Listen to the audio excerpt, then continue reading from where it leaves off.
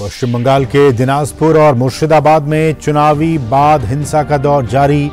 मरने वाले हुए 10 के पार। बीएसएफ उप महानिरीक्षक ने लगाए आरोप।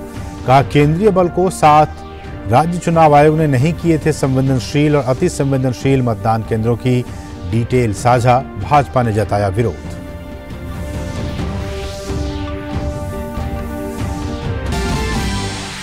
हिमाचल प्रदेश के कुल्लू, शिमला, मंडी में जारी है मूसलाधार बारिश। राज्य में अगले 2 दिन स्कूल रहेंगे बंद। उत्तराखंड के कुमाऊं क्षेत्र के लिए 11 और 12 जुलाई को मौसम विभाग का रेड अलर्ट। जम्मू कश्मीर में बढ़ा झेलम का जलस्तर।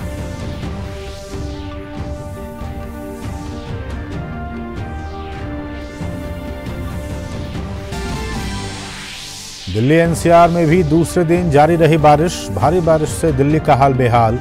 दिल्ली में सोमवार को स्कूल रहेंगे बंद। भाजपा ने बद इंतजामी के लिए केजरीवाल पर लगाए आरोप। गाजियाबाद में भी 10 और 11 को स्कूल बंद रखने का किया गया फैसला। गुरुग्राम में वर्क फ्रॉम होम करने की दी गई सलाह।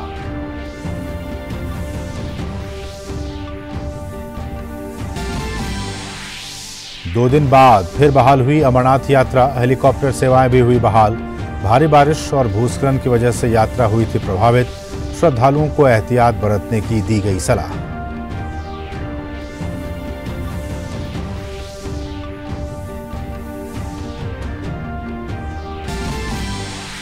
और कर्नाटक के हम्पी में G20 संस्कृति कार्य समूह की तीसरी बैठक शुरू। 40 से अधिक देशों के प्रतिनिधि ले रहे हैं हिस्सा। सांस्कृतिक धरोहरों के संरक्षण जैसे तमाम विषयों पर मंथन। केंद्रीय संस्कृति मंत्रालय के सचिव ने कहा, पुराने धरोहर को पुनर्जीवित करना हमारी प्राथमिकता।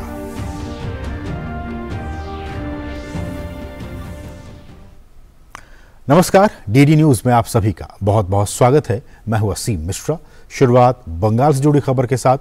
पश्चिम बंगाल में चुनावी हिंसा का इतिहास रहा है और इस बार भी लाख कोशिशों के बावजूद पंचायत चुनाव में हिंसा के तांडव को नहीं रोका जा सका।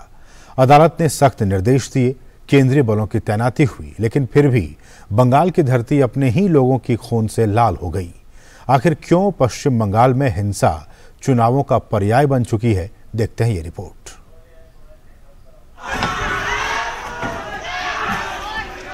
पश्चिम बंगाल में चुनाव जब भी हो, जैसे भी हो, हिंसा एक रिवाज बन चुकी है। शनिवार को राज्य के 20 जिलों में पंचायत चुनाव हुए।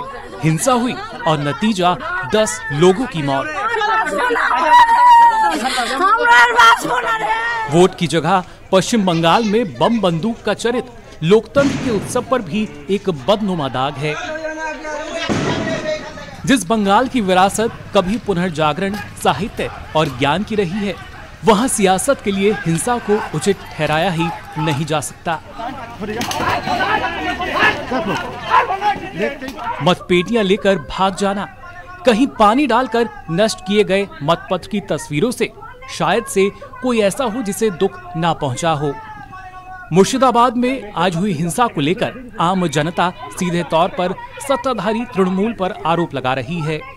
जिले में 3 बैलेट बॉक्स भी एक नाले के किनारे पड़े हुए बरामद किए गए। वहीं भाजपा ने ममता पर हमला बोला और कहा कि राज्य में लोकतंत्र खतरे में है। टीएमसी का राज चल रहा है इधर। साधारण मानुष आतंक में है अभी तक। और बाहर से, घर से बाहर आएगा तो टीएमसी मारने का धमकी देता है। यही ममता बनर्जी पश्चिम बंगाल में काला लोकतंत्र लागू किया है। यही ममता बनर्जी के पार्टी के लोग भाजपा के लोगों को खून कर रहे हैं, मार रहे हैं। पश्चिम बंगाल की 928 जिला परिषद, 9,730 पंचायत समिति और 63,229 ग्राम पंचायतों के लिए मतदान के लिए 59,000 केंद्रीय बल जवानों की तैनाती की गई थी। कुल 61,636 पोलिंग बूथों में से 4,834 संवेदनशील बूथ भी शामिल थे। लेकिन बीएसएफ के उप महानिरीक्षक एस.ए. गुलेरिया ने एक न्यूज एजेंसी से बात करते हुए जानकारी दी कि केंद्रीय बल को संवेदनशील और अति संवेदनशील मतदान केंद्रों की जो सूची प्रदान की गई थी, उसकी डिटेल साझा नहीं की थी। हमारे पास संवेदनशील पोलिंग बूथ की लिस्ट अभी तक नहीं है। ये हमने प्रयास किया, स्टेट इलेक्शन कमीशन से बार बार पत्र लिखा गया है, 5 तारीख के बाद लगातार चिट्ठी लिखी जा रही है। जो मीटिंग्स हुई हैं उसमें भी हमने रिक्वेस्ट किया है कि आप हमें संवेदनशील पोलिंग बूथ का लिस्ट दे दीजिए ताकि हम वहाँ पे बढ़िया तरीके से अपना काम कर सकें, लेकिन वो लिस्ट उपलब्ध नहीं हुई। राज्य के लिए चिंताजनक स्थिति ये है कि हिंसा सिर्फ मतदान तक ही सीमित नहीं रहती। उत्तरी दिनाजपुर के चाकुलिया थाना क्षेत्र से उपद्रव की ये तस्वीरें हकीकत बयां कर रही हैं। चुनावों के बाद जारी हिंसा राज्य के शासन और प्रशासन पर सीधे सीधे तौर पर सवाल खड़े करती है।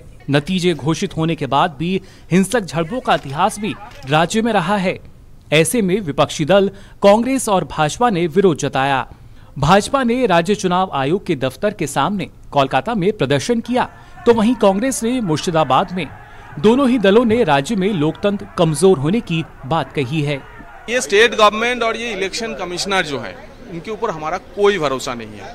लेकिन क्या है, पोल हो रहा है, एक सिस्टम बना हुआ है, एक स्टेट का पंचायत आइन है, इसलिए हमको थ्रू देम पोल प्रोसेस में जाना पड़ रहा है। मन बांगलार मानुषेर हृदय अपनी दखल करते पारबेन ना। शास्ति आमाके आपनाके, बांगलार मुख्यमंत्री आपनाके शास्ति आज ना হয় কাল इंशाल्लाह पेतेई होबे, पेतेई होबे, पेतेई होबे। टीएमसी की पार्टी के साथ गांधी परिवार गठबंधन कर रहा है। मेरा गांधी परिवार से विशेष ये प्रश्न है कि क्या उनसे हाथ मिलाना मंजूर है उन्हें, जो पश्चिम बंगाल में कहर मचा रहे हैं, मौत के घाट लोगों को मात्र इसलिए उतार रहे हैं क्योंकि वो वोट करना चाहते हैं। राज्य में हिंसक झड़पों वाली जगहों पर दोबारा चुनाव कराने की मांग की जा रही है। मालदा में भाजपा सांसद ने गजलौक ब्लॉक में रीपोलिंग की मांग को लेकर प्रदर्शन किया।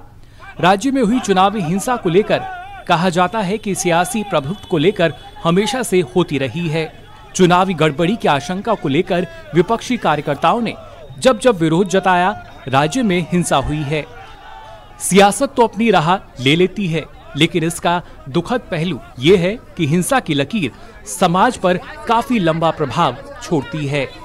कोलकाता से प्रसेनजीत के साथ ब्यूरो रिपोर्ट, डीडी न्यूज। और अब बात बारिश और बाढ़ की। देश के ज्यादातर हिस्सों में बारिश हो रही है, लेकिन मूसलाधार बारिश से उत्तराखंड, हिमाचल प्रदेश और जम्मू कश्मीर जैसे पर्वतीय राज्यों का हाल बेहाल है।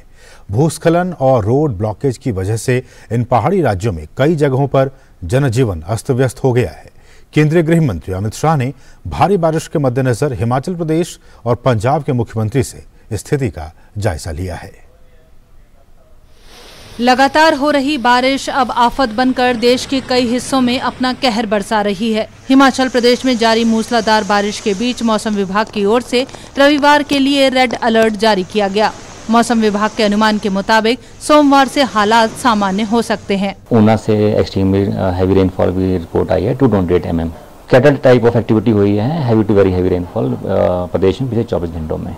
तो तीनों ही पहाड़ी राज्यों में, खासतौर से हिमाचल प्रदेश, उत्तराखंड में अगले 24 घंटे एक्सट्रीमली हैवी रेन की संभावना, और जो 2 दिन के बाद या 1 दिन के बाद में उसमें इंटेंसिटी में कमी आ जाएगी, परंतु भारी बरसात जारी रहेगी। बारिश के चलते मंडी में पुराना औट बंजर पुल ढह गया। शिमला चांबा पावर हाउस में पानी भर गया। लगातार हो रही भारी बारिश के कारण ब्यास नदी खतरे के निशान से ऊपर बह रही है। कुल्लू में ब्यास नदी में कई लोग फंस गए। हालांकि कड़ी मशक्कत के बाद एनडीआरएफ की टीम पीड़ितों को सुरक्षित बचाने में कामयाब रही। वहीं भारी बारिश के कारण जल सैलाब से मनाली के तारा मिल में राष्ट्रीय राजमार्ग 3 का एक हिस्सा ब्यास नदी में बह गया। राज्य में कई जगह भूस्खलन के कारण मंडी कुल्लू राष्ट्रीय राजमार्ग को बंद कर दिया गया है।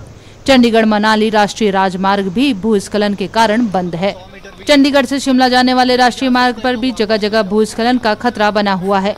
मौसम विभाग ने राज्य में 10 जुलाई के लिए भी येलो अलर्ट जारी किया है। मुख्यमंत्री ने लोगों से सतर्कता बरतने का आग्रह किया है। वहीं दूसरी ओर भाजपा नेता और पूर्व मुख्यमंत्री जयराम ठाकुर ने राज्य सरकार पर मानसून को देखते हुए कम तैयारी के आरोप लगाए हैं। मेरा सभी प्रदेशवासियों से अनुरोध है कि वे नदी नालों के किनारे ना जाएं, क्योंकि अगले 24 घंटे में और तेज बारिश होने की संभावना है। आपने सावधान रहना है। बहुत समय रहते जो एडवाइजरी बड़े स्केल पर, जिसको एडवर्टाइज भी करना चाहिए था, जिसको ठीक तरह से हमको और लोगों तक पहुंचाने का मैकेनिज्म डेवलप करना चाहिए था सरकार की ओर से, ताकि कम से कम लोग अलर्ट महसूस करें और लोग सावधानी के साथ अपने घरों में सुरक्षित रह सके। हिमाचल में 14 जुलाई तक भारी बारिश का सिलसिला जारी रहने की संभावना है। मौसम विभाग ने स्थानीय लोगों और पर्यटकों को संबंधित विभागों की ओर से जारी एडवाइजरी का पालन करने को कहा है। वहीं इस बीच भारी बारिश के चलते दिल्ली से ऊना जाने वाली हिमाचल एक्सप्रेस सरहिंद में फंस गई। मौसम विभाग ने कांगड़ा, चंबा, शिमला, मंडी, कुल्लू, सिरमौर, सोलन, ऊना जिलों में अचानक बाढ़ आने की आशंका जताई है। प्रदेश भर में 131 सड़कें बंद हैं, हवाई उड़ानें और ट्रेनें बाधित हैं। हालात को देखते हुए प्रशासन ने 10 और 11 जुलाई को स्कूल और कॉलेज बंद करने की घोषणा की है। कुल्लू डिस्ट्रिक्ट में जो मनाली वाला पोर्शन है, मंडी भजोरा का पोर्शन है और जो हमारा फिर आगे लाहौल वाला पोर्शन है, काजा का एरिया पूरा प्रभावित है, किन्नौर के भी काफ़ी इलाके प्रभावित है, चंबा के हैं। तो इन बातों को ध्यान में रखकर जो है हमारे शिक्षा मंत्री ने फैसला किया है कि स्कूल और कॉलेजेस जो है 2 दिन और बंद रहेंगे। वहीं देवभूमि उत्तराखंड में भी बारिश से हाल बेहाल है। सरोवर नगरी नैनीताल में भी लगातार हो रही बारिश से कई इलाकों में भूस्खलन से लोगों को आवाजाही में खासी परेशानी का सामना करना पड़ रहा है। भारी बारिश और भूस्खलन के कारण छिनका के पास बद्रीनाथ राष्ट्रीय राजमार्ग बंद हो गया। वहीं बिगड़े मौसम के चलते चंपावत में NH9 भी बंद है। सभी जिलाधिकारियों को, आपदा प्रबंधन विभाग को लगातार अलर्ट रहने के निर्देश दिए गए हैं और साथ ही जो हमारे यात्री हैं, श्रद्धालु हैं, उन सब से भी लगातार हम लोगों का अनुरोध रहेगा कि मौसम की जानकारी ठीक प्रकार से कर लें और मौसम विभाग की जानकारी के अनुसार आगे के अपने प्रोग्राम बनाएं। मौसम विभाग ने उत्तराखंड के लिए अत्यधिक बारिश का अलर्ट जारी किया है।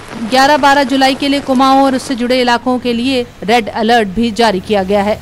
11-12 में अगेन जो है फिर से जो हमने उसको रेड अलर्ट में जो है जो आपका रेड वार्निंग है उसमें रख दिया है कुमाऊं के डिस्ट्रिक्ट और लगे हुए जो गढ़वाल के डिस्ट्रिक्ट है, चमोली और पौड़ी डिस्ट्रिक्ट जो है।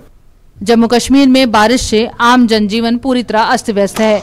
भारी बारिश और भूस्खलन के कारण जम्मू श्रीनगर राष्ट्रीय राजमार्ग दूसरे दिन भी बंद रहा। लगातार बारिश से झेलम नदी का जलस्तर खतरे के निशान के ऊपर पहुंच गया है। श्रीनगर में बारिश का पानी घरों में घुसने से स्थानीय लोगों को खासी परेशानी का सामना करना पड़ रहा है। जम्मू कश्मीर के उपराज्यपाल मनोज सिन्हा ने कश्मीर में जीरो ब्रिज का दौरा किया।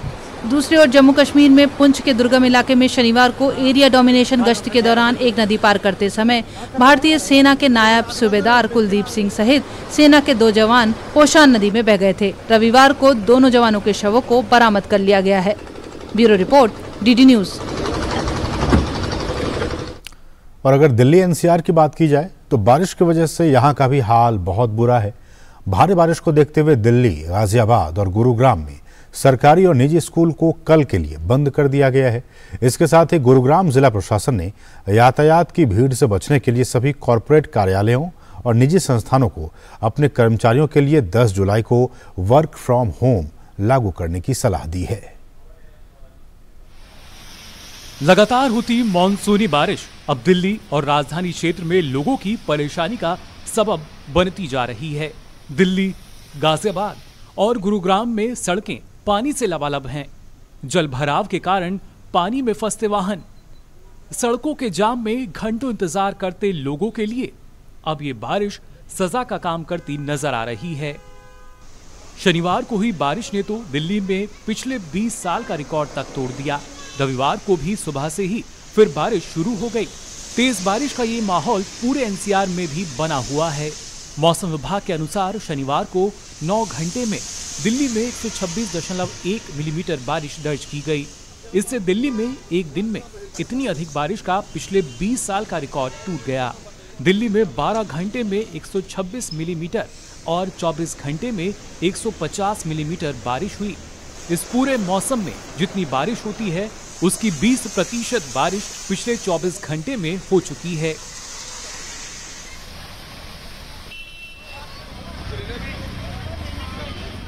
दिल्ली NCR के कुछ इलाकों में अब भी भारी बारिश की संभावना बनी हुई है। एनसीआर में अगले 24 घंटे अभी भी हमको भारी बरसात की 1-2 स्थानों में संभावना है।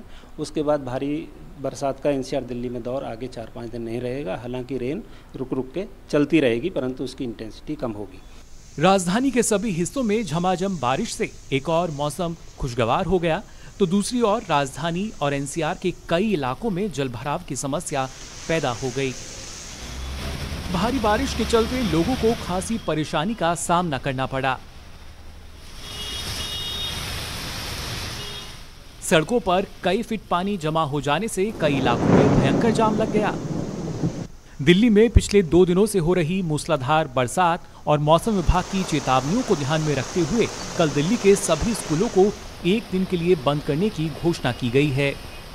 वहीं दिल्ली से सटे गुरुग्राम में तेज बारिश के कारण कई जगहों पर भारी जलभराव हो गया। नतीजतन कई जगहों पर लंबा जाम लग गया। इस वजह से लोगों को एक जगह से दूसरी जगह जाने में काफी दिक्कतों का सामना करना पड़ रहा है। अभी गुरुग्राम की सड़कें पानी से लबालब भरी नजर आ रही हैं। भारी बारिश के कारण जल भराव वाले इलाकों में एक कार फंस गई। मौके पर मौजूद लोगों ने गाड़ी को निकालने का प्रयास किया। Bureau report, DD news.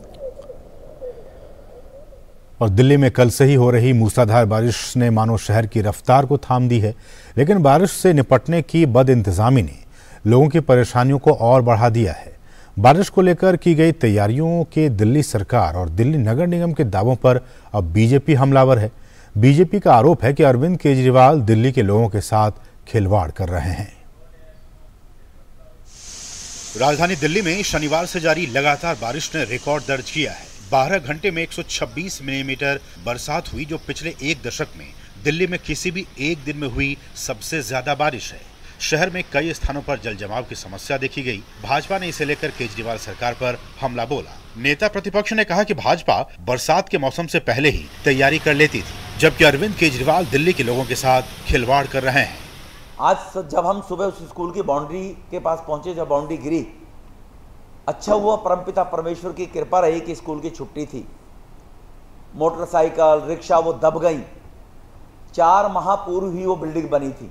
इसी प्रकार की कंस्ट्रक्शंस को लेकर जुलाई को 2022 में इसकी शिकायत भी दी गई थी। कोर्ट में PIL भी लगाई गई थी। वहीं दिल्ली कालकाजी क्षेत्र में स्कूल की दीवार गिरने की घटना पर भाजपा ने केजरीवाल सरकार को घेरा है। किरकिरी के बाद दिल्ली राज्य सरकार के कई मंत्री सड़कों पर उतरकर हालात का जायजा लेते दिखे। सरकार में PWD, शिक्षा, वित्त जैसे कई अहम पद संभाल रही मंत्री आतिशी ने स्कूलों की स्थिति को जांचने के संबंध में पत्र लिखा है, जबकि भाजपा ने आरोप लगाए हैं कि 16 करोड़ रुपए खर्च करने के बाद भी दीवार टिक नहीं पाई। 16 करोड़ की लागत से 4 महीने पहले इस स्कूल का उद्घाटन हुआ है। पुरानी दीवारों पे नई टाइलें लगा दी गई हैं और देखिए नीचे का बेसमेंट, नीचे का जहाँ भरना चाहिए था वहाँ मलबा भरा हुआ है। सीधा सीधा पैसे कमाने का जरिया है।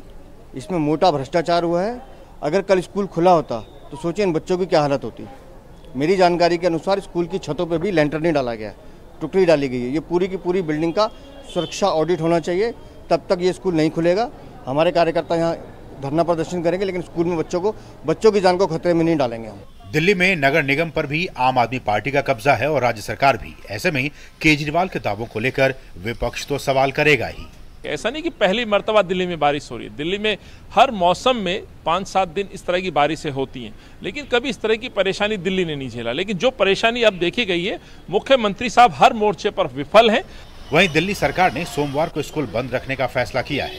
मूसलाधार बारिश के सामने इंतजामात छोटे नजर आ रहे हैं, लेकिन सरकार को समय रहते तैयारी करनी ही चाहिए थी, जिससे लोगों की जान माल की सुरक्षा हो सके और सड़कों पर जमा पानी ट्रैफिक की रफ्तार न रोक सके। Bureau report, DD news. और दिल्ली समेत पूरे देश में मूसलाधार बारिश हो रही है। भारतीय मौसम विज्ञान विभाग के महानिदेशक मृत्युंजय महापात्रा ने बताया है कि पश्चिमी विक्षोभ के कारण मौसम में बदलाव हुआ है। इसके असर से भारी बारिश हुई है। आगे उन्होंने कहा कि 14 जुलाई तक बारिश का सिलसिला जारी रहने की संभावना है। मौसम विभाग ने स्थानीय लोगों और पर्यटकों को संबंधित विभागों की ओर से जारी एडवाइजरी और दिशा निर्देशों का पालन करने को कहा है। अभी जो active monsoon condition north west India में चल रहा है, इसका वजह यह है कि एक वेस्टर्न डिस्टर्बेंस अभी नॉर्थ वेस्ट इंडिया के ऊपर जा रहे हैं और दूसरी तरफ monsoon as such active condition में है। दोनों का प्रभाव में स्पेशली हिली एरिया में जम्मू एंड कश्मीर, हिमाचल प्रदेश, उत्तराखंड के आसपास ये दोनों तरीके का wind, westerly winds and easterly winds का कॉन्फ्लुएंस हो रहा है, कन्वर्जेंस हो रहा है। और वेस्टर्न हिमालयन रीजन में जब ऐसे विंड कन्वर्जेंस होता है वो ऊपर उठकर वेरी टॉल क्लाउड्स और कन्वेक्टिव क्लाउड्स डेवलपमेंट होता है और इसमें हेवी डाउनपोर होता है और heavy to extremely heavy rainfall record किया गया है पास्ट 2 डेज में। सो ये जो इंट्रैक्शन हुआ, ऐसे इंट्रैक्शन हर मानसून में 1-2 बार होता है। उन्होंने ये भी कहा कि जुलाई महीने का जो हमने अनुमान लगाया था वो सही साबित होता दिख रहा है। आज और कल के लिए नॉर्थ वेस्ट इंडिया में जारी रहेगा और इसके बाद एक्टिविटी रिड्यूस हो जाएगा। जो प्लेन्स ऑफ यूपी है और बिहार है और फुटहिल्स ऑफ हिमालयज है यूपी बिहार को लगते हुए और नेपाल एरिया है, वहाँ फिर बारिश बढ़ेगा परसों से। इसके साथ साथ नॉर्थ ईस्ट में बारिश बढ़ेगा। 13 तारीख तक ऐसे एक्टिविटी रहेगा। 14 तारीख से फिर सेंट्रल इंडिया ओडिशा से शुरू करके गुजरात तक फिर एक्टिविटी बढ़ेगा रेनफॉल। जुलाई महीना आप एसएस देखें, जैसे हमने प्रेडिक्ट किया था 30 जून को, जुलाई महीने में अच्छा बारिश होने का उम्मीद था और ऐसे अभी चल रहा है। अभी 30% ज़्यादा बारिश हुआ है for country as a whole जुलाई महीना में। केंद्रीय सूचना प्रसारण और खेल और युवा कार्यक्रम मंत्री अनुराग सिंह ठाकुर ने अटल मिथिला सम्मान कार्यक्रम में शिरकत की। केंद्रीय मंत्री अनुराग ठाकुर ने अटल मिथिला सम्मान से कुमार सानू को और अनुराधा पौडवाल को सम्मानित भी किया। साथ ही अलग अलग क्षेत्र से जुड़े लोगों को भी केंद्रीय मंत्री अनुराग ठाकुर ने सम्मानित किया। कार्यक्रम को संबोधित करते हुए केंद्रीय मंत्री ने कहा कि बिहार बुद्ध की भूमि और बुद्धिमानों की जमीन है। भारत की बात होगी तो बिहार की बात होगी ही, और जब बिहार की बात होगी तो मिथिला के बिना बिहार की बात अधूरी ही रहती है। बिहार का इतिहास गौरवमयी रहा है और एक वक्त था जब बिहार की संस्कृति ने पूरी दुनिया को रास्ता दिखाया था। फिर चाहे वो बात नालंदा की हम करें कि उसके अकूत ज्ञान के भंडार की हो या फिर भगवान बुद्ध के जीवन मात्र को दिए सभी संदेशों की बात हो। अगले साल होने वाले लोकसभा चुनाव के लिए बीजेपी की तरफ से तैयारियां तेज कर दी गई हैं। भाजपा अध्यक्ष जेपी नड्डा आज हैदराबाद में पार्टी के रणनीतियों और अन्य अहम मुद्दों पर चर्चा करने के लिए दक्षिण के राज्यों के नेताओं के साथ बैठक की। बैठक में केरल, तमिलनाडु, पुडुचेरी, कर्नाटक, तेलंगाना, आंध्र प्रदेश, महाराष्ट्र, गोवा, अंडमान और लक्षद्वीप के नेता मौजूद थे। तेलंगाना में इस साल के अंत में होने वाले विधानसभा चुनाव से पहले हुई बैठक में अध्यक्ष नड्डा ने पार्टी के नवनिर्वाचित प्रदेश अध्यक्ष केंद्रीय मंत्री जी किशन रेड्डी को सम्मानित किया। और कर्नाटक के हम्पी में G20 संस्कृति कार्य समूह की तीसरी बैठक हो रही है। इससे पहले बैठक में शामिल होने के लिए आए प्रतिनिधियों को विजयनगर एयरपोर्ट पर भव्य स्वागत किया गया। इस 4 दिवसीय बैठक में 40 से अधिक देशों के प्रतिनिधि हिस्सा ले रहे हैं। बैठक में सांस्कृतिक धरोहरों के संरक्षण जैसे तमाम विषयों पर मंथन चल रहा है। इस बैठक के बारे में बताते हुए संस्कृति मंत्रालय के सचिव गोविंद मोहन ने कहा कि हमारी प्राथमिकता पुराने धरोहर को पुनर्जीवित करने की है। उन्होंने कहा कि G20 के माध्यम से हम एक तंत्र बनाना चाहते हैं जिससे पर्यटन क्षेत्र के विकास को गति मिल सके और सभी देश इससे लाभान्वित हो सके। जो हमारे 4 थीम्स हैं, उन चारों थीम्स में हम जितने भी देश इसमें भागीदार हैं या जो शामिल हैं इस G20 के फोरम में, उन सबों के बीच एक हम कंसेंसस पैदा कर सकें जो हमारे 4 विषय हैं उनके इर्द गिर्द। तो जैसा मैंने पहले भी बताया है, ये 4 विषय हैं रेस्टिट्यूशन ऑफ कल्चरल प्रॉपर्टी, दूसरा है harnessing living heritage for a sustainable future, तीसरा है डेवलपिंग क्रिएटिव इकोनॉमी और चौथा है लेवरेजिंग डिजिटल टेक्नोलॉजीज। अब इस मीटिंग में हमारी कोशिश रहेगी, क्योंकि ये पेनल्टीमेट मीटिंग है, कि सभी विषयों पर अब एक लगभग सभी के बीच में 2-3 मुद्दे छोड़ के एक आम सहमति आ जाए, जिसके आधार पर अभी और वाराणसी की जो आखिरी बैठक होगी 26 अगस्त को, उसके बीच में जो जॉइंट डिक्लेरेशन होगा लीडर्स का, उसमें जो कल्चर का पोर्शन है उसको हम एक अंतिम रूप दे सकें। कश्मीर में लगातार हो रही बारिश और बर्फबारी के कारण अस्थायी तौर पर स्थगित श्री अमरनाथ यात्रा फिर से शुरू हो गई है। मौसम में तब्दीली आते ही बालटाल और पहलगाम बेस कैंप से यात्रियों को थोड़ी थोड़ी संख्या में रवाना किया जा रहा है। विभिन्न शिविरों में मौजूद यात्रियों को पूरा ध्यान उनका रखा जा रहा है। अब तक 84,000 से ज्यादा लोग दर्शन कर चुके हैं। सभी कैंप्स में पर्याप्त इंतजाम है। और भारत और बांग्लादेश की महिला क्रिकेट टीमों के बीच 3 मैचों की T20 सीरीज का पहला मुकाबला भारत ने 7 विकेट से अपने नाम कर लिया। भारतीय टीम को जीत के लिए 115 रन की जरूरत थी, जिसे टीम ने 16.2 ओवर में 3 विकेट खोकर 118 रन बनाकर हासिल कर लिया। बांग्लादेश ने 20 ओवर में 5 विकेट खोकर 114 रन बनाए। बांग्लादेश की ओर से सबसे ज्यादा 28 रन शोरना अख्तर ने बनाए। इस जीत के साथ ही भारत ने सीरीज में 1-0 की बढ़त बना ली है। तो इसके साथ ही इस बुलेटिन में बस इतना ही। हमें दीजिए अनुमति। नमस्कार।